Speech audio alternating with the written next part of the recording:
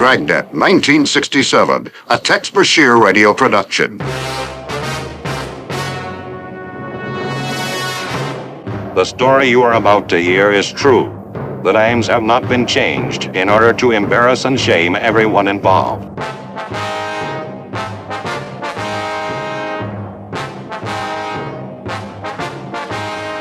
This is the city, Los Angeles, California, a melting pot of cultures, music, activities, and people from every corner of the earth. It is known internationally as the home of the television and film industry. It attracts millionaires, businesses, movie star wannabes, and musicians. It also attracts pimps, hookers, child abusers, people on the run from the law, and those who want to hide in its population of 11 million souls within the greater Los Angeles area. Some of the people are here to work hard and honestly, while others ignore the law as a shortcut to their greater benefit. When people like this create problems for others, that's where I come in. I carry a badger. It all started off as any other Tuesday, even though today is Wednesday. I was feeling a bit thirsty. My name is Friday. My partner is Bill Gannon, and our boss is Captain Crunch. We were assigned to the robbery division, where a recent string of jewelry store robberies had ransacked the city. Well, Joe, I just got word that the James Dodd jewelry store in Cahuenga got hit. You think that these recent robberies are connected? I think they are, Bill. What makes you think so? Descriptions from witnesses all match very nicely. A tall, dark-haired Caucasian male with long sideburns, and a beautiful Caucasian blonde lady, average height. Yeah, Joe, the newspapers have already created a nickname for them. I guess that kind of thing sells more papers. What do they call them? They're calling them Sideburns and the Doll. Yeah, it fits. Their MO is always the same. They never come in until about an hour before closing, and only if the jewelry store doesn't have a lot of customers. They never hit the same place twice. They never come in at the same time. First, Sideburns comes in, dressed like someone who can't possibly afford nice jewelry, so they basically ignore him and help the paying customers. Next, the Doll comes in, dressed to the nines, looking like a wealthy socialite with lots of green, so all the sales clerks flock around her like she's royalty. Once she has all of their attention, Sideburns quickly smashes counters, making off with the most expensive stuff he can get. He leaves the Doll behind. He leaves her behind? Why does he do that, Joe? Part of their play. She pretends that the robbery has made her dizzy and ill, and when she asks for some water, all the salespeople are eager to please her, so they compete against each other, trying to be the first to get the water for her. In the confusion, she's out the door. She changes outfits and puts on a wig, and no one ever spots her even seconds after she's left the place. These sound like real pros, Joe. So far, they haven't left any fingerprints behind or dropped anything that could lead to their identification. Well, if they never hit any place twice, how many other jewelry stores are left in their area? Bill, this is Los Angeles, not Lake Jackson, Texas. LA is crammed full of jewelry stores. They could probably hit one store a day for the rest of their lives without hitting one twice. Well, Joe, our odds are just 1 in a shitload of catching these jewel thieves. That's right, but we can always hope for a break. Criminals always mess up eventually.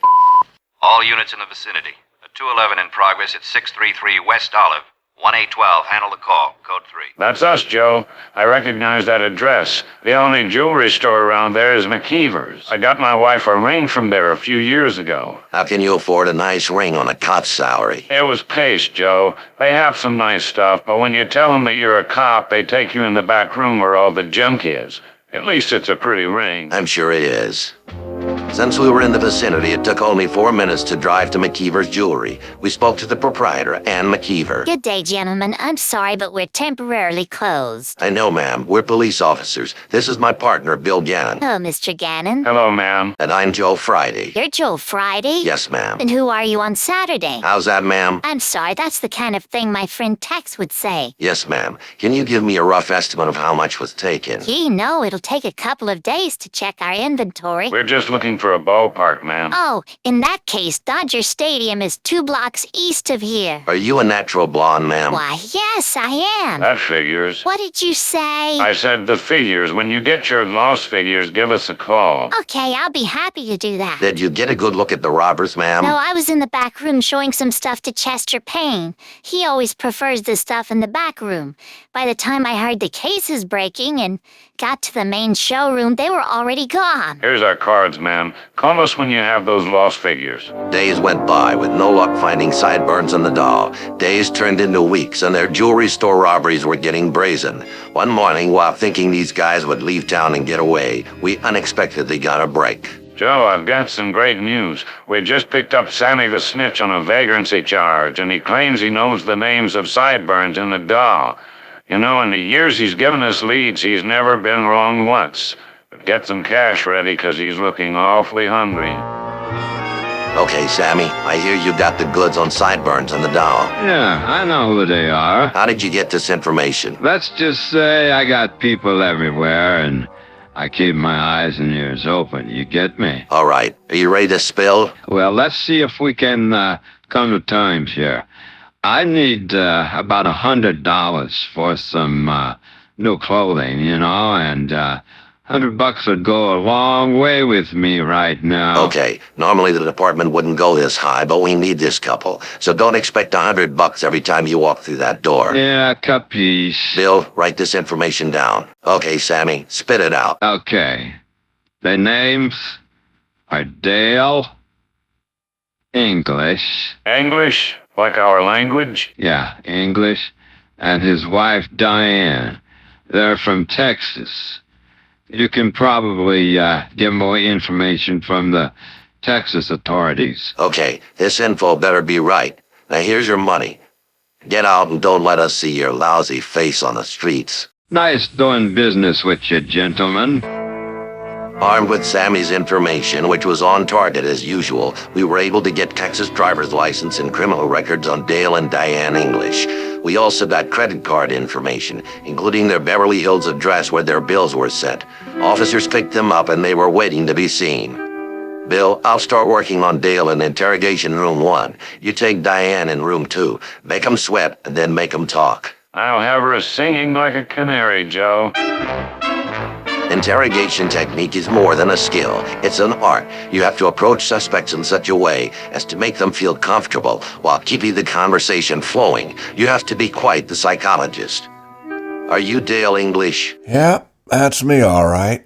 Why the hell did you rob all those jewelry stores, you lousy scumbag? Whoa, too much caffeine, man? Look, I've spent many years dealing with your kind. You waltz right into our city thinking you're going to rob it blind, take whatever you want for as long as you want and any way you want, and then tiptoe out a back alley exit at 3 a.m. and step out of town, long before sunrise and before the traffic on Interstate 10 makes your journey back to Texas. Slow and maddening, as you constantly glance over your shoulder to look for flashing lights behind you. Every police cruiser makes you sweat, convinced that this is the car that will grab you and take away your freedom forever. Your eyes will be glued to your speedometer, making sure that you stay under the speed limit so you don't give a cop a reason to pull you over. Your stomach will be in knots every day for the rest of your life, because you know that we will never stop looking for you. We might get you in the middle of the night at your home, or as you're bowling with your friends. We might come to your workplace and pick you up in front of all of your fellow employees. Meanwhile, your wife is being subjected to all of these same agonies, and together you begin to crumble and fall apart, slowly going your separate ways as guilt and fear consume your being right down to your immortal soul.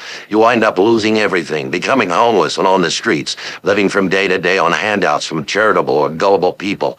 Why would you want to subject yourself and your wife to this ignominious departure from the world of free civilization?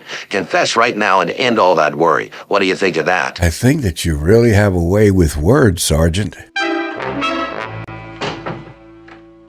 This is English. I'm Detective Gannon. Oh, call me Diane, please. Okay, Diane, please. No, just Diane. Oh, gotcha. Well, Diane, I won't have to go too hard on you today because your husband just spilled the beans on your whole operation. Oh, really? Do I look like I was born yesterday? That's the oldest trick in the book. Cops interrogate suspects separately, then tell each suspect that the other guy squealed on them. I don't buy this at all. Dale isn't a weak man, and he wouldn't spill his guts so easily. Oh, but he was questioned by this department's best interrogator. You see that wall calendar right there? Notice anything unusual about it? Let's see, it's a gorgeous girl, and it says Miss California. She is very pretty indeed, if that's what I'm supposed to notice. Yes, she is, but look at the date. That was 5 years ago. Her name is Jan Scott. She was crowned Miss California. Now, why would we keep an old calendar on the wall? Because now she goes by a different title.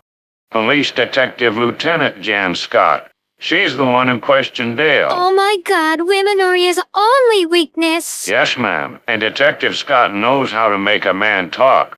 She even handcuffed herself to him so that she could stay really close. No way! How could she? Oh, it didn't seem to bother Dale. In fact, he didn't even mind that since there was only one chair in that room, she conducted the interrogation while sitting on his lap. When she asked about you two, he said it wasn't really a serious relationship, more like about the business of stealing jewelry. I'll kill him. Where is he?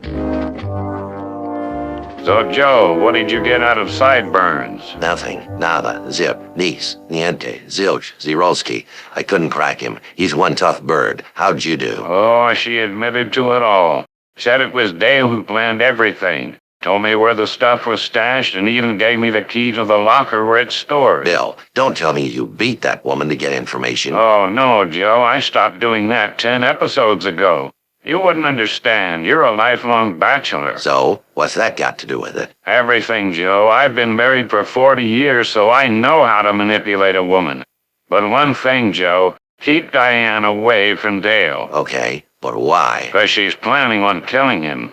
On November 15th, the cases of Dale and Diane English were brought before the Hall of Justice for the County and City of Los Angeles.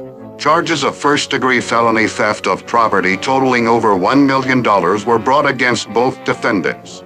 Trial dates were set and both defendants were tried. In a moment, the results of those trials. The story you just heard was true. The names have not been changed in order to embarrass and shame everyone involved. During the trials of Diane and Dale English, the court accepted their return of all stolen goods and payment of broken property that occurred during the robberies. Because of this, the courts allowed them to plead guilty to the lesser offense of being a stinky poo. As a result, they were given probationary sentences of 15 years each, under the agreement that Diane would not kill Dale and that Dale would keep his sideburns well above his earlobes. They returned to Texas and have been good ever since.